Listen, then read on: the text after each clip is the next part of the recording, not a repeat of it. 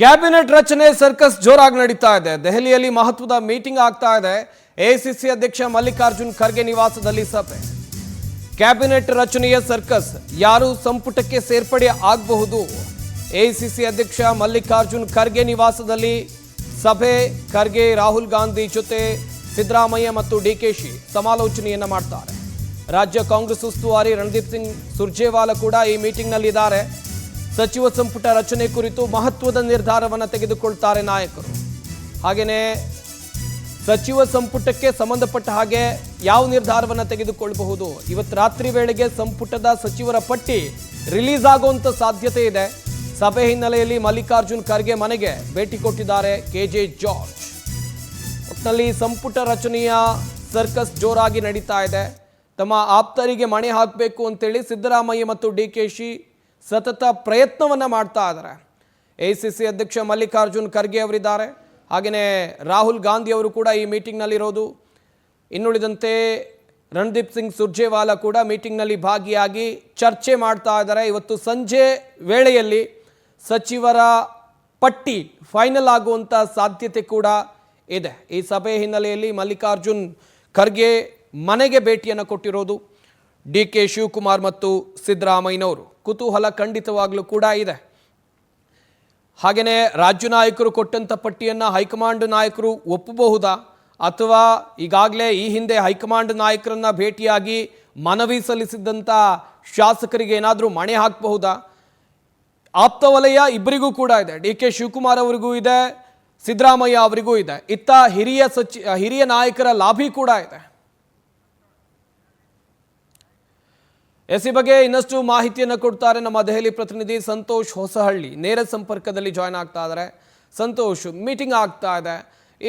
ಇಲ್ಲಿ ಗಮನಿಸ್ತಾ ಹೋಗೋದಾದ್ರೆ ಸಿದ್ದರಾಮಯ್ಯ ಆಪ್ತ ವಲಯದಲ್ಲಿ ಗುರುತಿಸಿಕೊಂಡವರು ಸಾಕಷ್ಟು ನಾಯಕರಿದ್ದಾರೆ. ಡಿಕೆ ಆಪ್ತ ವಲಯದಲ್ಲಿ ಗುರುತಿಸಿಕೊಂಡವರು ಸಾಕಷ್ಟು ನಾಯಕರಿದ್ದಾರೆ.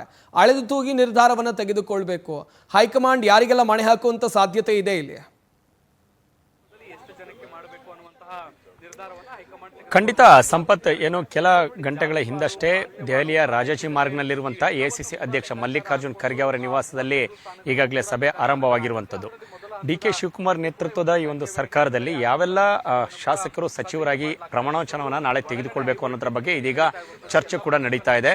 ಸಿದ್ದರಾಮಯ್ಯ, ಡಿಕೆ ಶಿವಕುಮಾರ್, ಸುರ್ಜೇವಾಲಾ, ರಾಹುಲ್ ಗಾಂಧಿ ಹಾಗೂ ವೇಣುಗೋಪಾಲ್ ಸೇರಿದಂತೆ 6 ಜನರ ಸಮ್ಮುಖದಲ್ಲಿ ಈ ಒಂದು ಸಭೆ ನಡೀತಾ ಇರುವಂತದ್ದು. 2 ಹಂತಗಳಲ್ಲಿ ಸಚಿವ ಸಂಪುಟ ರಚನೆಯನ್ನು ಮಾಡುವುದಕ್ಕೆ ನಿರ್ಧಾರ ಮಾಡಿರುವಂತಹ ಕಾಂಗ್ರೆಸ್ ಸಹಜವಾಗಿ ಮೊದಲ ಹಂತದಲ್ಲಿ 11 ರಿಂದ 15 ಜನ ಶಾಸಕರು ಸಚಿವರಾಗಿ ಪ್ರಮಾಣವಚನವನ್ನು ನಾಳೆ ತೆಗೆದುಕೊಳ್ಳಲಿದ್ದಾರೆ ಅನ್ನುವಂಥದ್ದು ಕೂಡ ಸ್ಪಷ್ಟವಾಗುತ್ತೆ. ಡಿಕೆ ಶಿವಕುಮಾರ್ ಬಣ, ಮತ್ತೊಂದು ಕಡೆಗೆ ಸಿದ್ದರಾಮಯ್ಯ ಬಣ ಹಾಗೂ ಹೈಕಮಾಂಡ್ 3 ಬಣಗಳ ನೇತೃತ್ವದ ಎಲ್ಲ ಶಾಸಕರು ಕೂಡ ಈ ಒಂದು ಅವರ ಹೆಸರುಗಳು ಚರ್ಚೆಗೆ ಕೂಡ ಬರಲಿದೆ.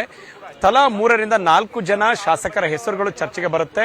3 ಜನರ ಪಟ್ಟಿಯಲ್ಲೂ ಕೂಡ ಒಂದೇ ಹೆಸರು ಇರುವಂತದ್ದು ಮೊದಲಿಗೆ ಫಸ್ಟ್ ಲಿಸ್ಟ್ ಅಲ್ಲಿ ಆಯ್ಕೆ ಆಗುತ್ತೆ ಅನ್ನೋಂತ ಗಮನಿಸಬೇಕಾಗುತ್ತೆ. ಸಹಜವಾಗಿ 11 ರಿಂದ 15ರಲ್ಲಿ ಹಿರಿಯ ಶಾಸಕರು ಹಾಗೂ ಹೊಸ ಶಾಸಕರನ್ನು ಒಳಗೊಂಡಂತೆ ಹಿರಿಯ ಸಚಿವರು, ಈ ಹಿಂದೆ ಸಚಿವರಾಗಿದ್ದಂತಹವರನ್ನ ಬಹುತೇಕ 8 ರಿಂದ 10 ಜನ ಈ ಹಿಂದೆ ಸಚಿವರಾಗಿದ್ದಂಥವ್ರನ್ನು ಕೂಡ ಆಯ್ಕೆ ಮಾಡಲಾಗುತ್ತೆ, ಹಳಬರನ್ನ ಅನ್ನುವಂಥದ್ದನ್ನು ಹೇಳಲಾಗ್ತದೆ. ಯಾಕೆಂತೇಳಿದ್ರೆ ಅನುಭವಿ ಶಾಸಕರು, ಸಚಿವರು ಕೂಡ ಈ ಹಿಂದೆ ಸಚಿವರಾಗಿ ಕೆಲಸ ನಿರ್ವಹಿಸಿದಂಥವ್ರು ಕೂಡ ಬೇಕಾಗುತ್ತೆ. ಯಾಕೆಂತೇಳಿದ್ರೆ ಎಲ್ಲರೂ ಕೂಡ ಒಂದು ಯುವ ಕ್ಯಾಬಿನೆಟ್ ಅನ್ನು ಮಾಡಿದ್ದೆ, ಅದರಲ್ಲಿ ನಾನಾ ರೀತಿಯಾದಂಥ ತೊಂದರೆಗಳಾಗ್ಬೋದು, ಬೇರೆ ರೀತಿಯಾಗಿ ಯೋಜನೆಗಳನ್ನು ಜಾರಿಗೆ ತರಬೇಕು ಅಂತ ಹೇಳೋದು ಕೂಡ ಕಷ್ಟಕರವಾಗುತ್ತೆ. ಹಾಗಾಗಿ ಅನುಭವ ಸಚಿವರಾಗಿ ಕೆಲಸವನ್ನು ನಿರ್ವಹಿಸಿದಂಥವ್ರನ್ನು ಕೂಡ ಕ್ಯಾಬಿನೆಟ್ನಲ್ಲಿ ಮೊದಲ ಆದ್ಯತೆಯನ್ನು ಕೊಡಲಾಗುತ್ತೆ. ಕೆಲವೊಂದಿಷ್ಟು ಜನ ಹಿರಿಯ ಸಚಿವರುಗಳಾಗಿ ಕೆಲಸ ನಿರ್ವಹಿಸಿದಂಥವರಿಗೆ ಪಕ್ಷದಲ್ಲಿ ಕೆಲಸ ಮಾಡೋದಕ್ಕೂ ಕೂಡ ಅನುಮತಿಯನ್ನು ಕೊಡಲಾಗುತ್ತೆ ಅಂತ ಹೇಳಲಾಗ್ತಿದೆ. ನಾನೀಗ ದೆಹಲಿಯ ಖರ್ಗೆ ಅವರ ನಿವಾಸದಲ್ಲಿದ್ದೇನೆ. ತಾವೀಗ ಗಮನಿಸುವ ನಮ್ಮ ವಿಡಿಯೋ ಜರ್ನಲಿಸ್ಟ್ ರಾಕೇಶ್ ಕೆಲವೊಂದಿಷ್ಟು ದೃಶ್ಯಾವಳಿಗಳನ್ನ ತೋರಿಸುವ ಪ್ರಯತ್ನವನ್ನು ಮಾಡ್ತಾರೆ. 2-3 ಗಾಡಿಗಳು ಕೂಡ ನಿಂತಿರುವಂಥದ್ದು. ಮಾಜಿ ಮುಖ್ಯಮಂತ್ರಿ ಸಿದ್ದರಾಮಯ್ಯ ಹಾಗೂ ನಿಯೋಜಿತ ಮುಖ್ಯಮಂತ್ರಿಯಾಗಿರುವಂತಹ ಡಿಕೆ ಶಿವಕುಮಾರ್ ಈ ಖರ್ಗೆ ಅವರ ನಿವಾಸಕ್ಕೆ ಆಗಮಿಸಿರುವುದು, ಜೊತೆಗೆ ಅವರ ಬೆಂಬಲಿಗರು ಕೂಡ, ಶಾಸಕರು, ಆಕಾಂಕ್ಷಿಗಳು ಎಲ್ಲರೂ ಕೂಡ ಆ ಒಂದು ಖರ್ಗೆ ಅವರ ನಿವಾಸದ ಹೊರಾಂಗಣದಲ್ಲಿ ಓಡಾಡ್ತಿರುವಂಥದ್ದು. ಜೊತೆಗೆ ಬೆಂಬಲಿಗರು ಕೂಡ ಇರುವಂಥದ್ದು ಶಾಸಕ ಹ್ಯಾರಿಸ್ ಅವರಿದ್ದಾರೆ, ಜೊತೆಗೆ ಜಾರ್ಜ್, ಪ್ರಿಯಕೃಷ್ಣ, ಹೀಗೆ ಹಲವು ಶಾಸಕರು ಈಗಾಗಲೇ ಅಲ್ಲಿ ತಮ್ಮ ಹೆಸರುಗಳನ್ನು ಹೈಕಮಾಂಡ್ ಮಟ್ಟದ ನಾಯಕರುಗಳಿಗೆ ಕೊಟ್ಟು ಮನವರಿಕೆ ಮಾಡಿ ಮನವಿಯನ್ನು ಮಾಡಿಕೊಳ್ಳುವಂತಹ ಪ್ರಯತ್ನಕ್ಕೆ ಈಗಾಗಲೇ ಬಿದ್ದಿರುವಂಥದ್ದು. ಯಾಕೆಂತ ಹೇಳಿದ್ರೆ ಸಹಜವಾಗಿ ಒಬ್ಬರಲ್ಲ ಒಬ್ಬರು ಶಾಸಕರು ವೇಣುಗೋಪಾಲ್ ಅವರನ್ನ ಭೇಟಿಯಾಗುವಂಥದ್ದು, ಸುರ್ಜೇವಾಲ ಭೇಟಿಯಾಗುವಂಥದ್ದು, ಸಿದ್ದರಾಮಯ್ಯರನ್ನ ಭೇಟಿಯಾಗುವಂಥದ್ದು, ಶಿವಕುಮಾರ್ ಭೇಟಿಯಾಗುವಂಥದ್ದು, ವಿಶೇಷವಾಗಿ ACC ಅಧ್ಯಕ್ಷ ಕನ್ನಡದವರೇ ಆಗಿರೋದ್ರಿಂದ ಖರ್ಗೆ ಅವರನ್ನ ಭೇಟಿಯಾಗಿ ಮನವಿಯನ್ನು ಮಾಡುವಂತಹ ಪ್ರಯತ್ನ ಕೂಡ ಇರುವಂಥದ್ದನ್ನು ಗಮನಿಸಬೇಕಾಗುತ್ತೆ. ಹಾಗಾಗಿ ಇದು ಸಾಕಷ್ಟು ಮಹತ್ವವನ್ನು ಪಡೆದುಕೊಳ್ಳುತ್ತೆ. DK ಶಿವಕುಮಾರ್ ಮತ್ತು ಸಿದ್ದರಾಮಯ್ಯ ಎರಡೂ ಬಣಗಳಲ್ಲಿ ಗುರುತಿಸಿಕೊಂಡಿರುವಂತಹ ಬಹುತೇಕ ನಾಯಕರುಗಳನ್ನ ಪಟ್ಟಿ ಮೊದಲ ಹಂತದಲ್ಲಿ ಇರಲಿದೆ ಅನ್ನೋದನ್ನು ಹೇಳಲಾಗುತ್ತೆ. ಪರಿಷತ್ತಲ್ಲೂ ಕೂಡ ಸುಮಾರು ಪ್ರತಿ ಬಾರಿ ಕೂಡ 1 ಅಥವಾ 2 ಹೆಸರುಗಳನ್ನು ತೆಗೆದುಕೊಳ್ತಿದ್ದಂತಹ ಸಂಪುಟದಲ್ಲಿ ಈ ಬಾರಿ 3 ರಿಂದ 4 ಜನ ಪರಿಷತ್ ಸದಸ್ಯರನ್ನ ಸಚಿವರನ್ನಾಗಿ ಮಾಡಲಾಗುತ್ತೆ ಅನ್ನೋದನ್ನು ಹೇಳಲಾಗ್ತಿದೆ. ಹಾಗಾಗಿ ಮೊದಲ ಹಂತದಲ್ಲಿ ಎಷ್ಟು ಜನ ಪರಿಷತ್ತಿನಿಂದ ಸಚಿವರಾಗಿ ಅವರನ್ನ ಆಯ್ಕೆ ಮಾಡಲಾಗುತ್ತೆ ಅನ್ನೋದು ತುಂಬಾ ಮಹತ್ವವನ್ನು ಪಡೆದುಕೊಳ್ಳುತ್ತೆ. ಹಾಗಾಗಿ ಇದರ ಜೊತೆಗೆ ಉಪಮುಖ್ಯಮಂತ್ರಿ ಸ್ಥಾನದ ಬಗ್ಗೆ ಕೂಡ ಚರ್ಚೆಗಳಾಗ್ತಾ ಇದೆ. ಕೆಲವೊಂದು ಕಡೆ 4 ಜನ ಉಪಮುಖ್ಯಮಂತ್ರಿಗಳಾಗಬೇಕು ಅನ್ನೋದ್ರ ಬಗ್ಗೆ ಚರ್ಚೆಗಳಿರುತ್ತೆ, ಸಮುದಾಯವಾರು, ವಿಭಾಗವಾರು ಅಂತ. ಆದರೆ ನಿಯೋಜಿತ ಮುಖ್ಯಮಂತ್ರಿ DK ಶಿವಕುಮಾರ್ ಹೈಕಮಾಂಡ್ ಮಟ್ಟದ 3 ಜನ ನಾಯಕರಿಗೆ ಸುರ್ಜೇವಾಲ, ವೇಣುಗೋಪಾಲ್ ಹಾಗೂ ಮಲ್ಲಿಕಾರ್ಜುನ್ ಖರ್ಗೆ 3 ಕೂಡ ಮನವಿಯನ್ನು ಮಾಡಿರುವಂಥದ್ದು. ಯಾವುದೇ ರೀತಿಯಾದಂತಹ DCM ಹುದ್ದೆಯನ್ನು ಸೃಷ್ಟಿ ಮಾಡುವಂಥದ್ದು ಬೇಡ. ಒಂದು ವೇಳೆ ಸೃಷ್ಟಿ ಮಾಡಿದ್ರೆ ಹಿರಿಯರಾಗಿ ತುಂಬಾ ಜನ ಇದ್ದಾರೆ, ಒಬ್ಬರಲ್ಲ ಬೇರೆ ಬೇರೆ ಎಲ್ಲರಿಗೂ ಕೂಡ ಇದು ಅನಾನುಕೂಲಗಳಾಗುತ್ತೆ, ಬೇಸರವನ್ನು ವ್ಯಕ್ತಪಡಿಸ್ತಾರೆ, ಅಲ್ಲಿ ಅಸಮಾಧಾನ ಸ್ಫೋಟವಾಗುವಂತ ಸಾಧ್ಯತೆ ಇರುತ್ತೆ. ಆ ಕಾರಣದಿಂದ ಈ ಬಾರಿಯ ಈ ಒಂದು ಸರ್ಕಾರದಲ್ಲಿ ಕಾಂಗ್ರೆಸ್ನ 2.0 DK ಶಿವಕುಮಾರ್ ನೇತೃತ್ವದ ಸರ್ಕಾರದಲ್ಲಿ ಯಾವುದೇ ರೀತಿಯಾದಂತಹ DCM ಪಟ್ಟ ಇರಬಾರ್ದು ಅನ್ನುವಂಥದ್ದನ್ನು ಕೂಡ ಹೇಳಲಾಗುತ್ತೆ.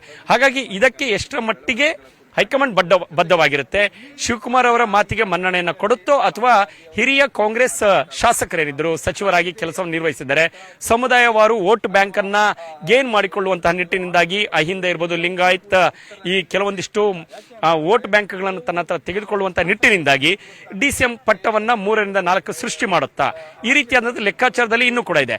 ಹಾಗಾಗಿ ನಾಳಿನ ಈ ಒಂದು ಪದಗ್ರಹಣದಲ್ಲಿ DK ಶಿವಕುಮಾರ್ ಜೊತೆ 11 ರಿಂದ 15 ಜನ ಸಚಿವ ಆಕಾಂಕ್ಷಿಗಳು ಪದಗ್ರಹಣದಲ್ಲಿ ಭಾಗಿಯಾಗಲಿದ್ದಾರೆ ಅನ್ನೋದನ್ನು ಹೇಳಲಾಗುತ್ತೆ.